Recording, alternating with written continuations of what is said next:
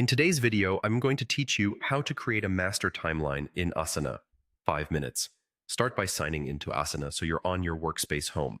We'll create a dedicated project that will act as your master timeline. Look toward the top bar and click the plus icon to create a new project. Choose New Project and pick Create Blank Project.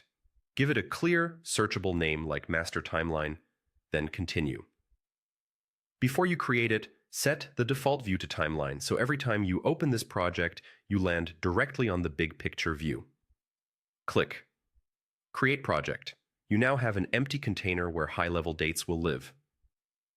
You can add placeholder tasks here, but the real power comes from surfacing key work from your existing projects. Open each active project and identify the few tasks or milestones that truly define progress, such as kickoffs, approvals, launches, or handoffs. Keep it lightweight, only the moments you want to track at a glance. For each key task, open it and add it to your master timeline project using the project field. This does not duplicate the task. In Asana, a single task can belong to multiple projects, so updates, comments, and attachments stay in one place while the task appears on your timeline. Repeat this for the rest of your high-impact tasks across projects. Make sure every item on the master timeline has a start date and a due date. Timeline bars only render correctly when both ends are defined, and those dates are what drive schedule clarity and conflict detection. If a task truly has only one day of activity, set both dates to the same day so it still shows up. Next, map dependencies so the timeline reflects how work actually flows.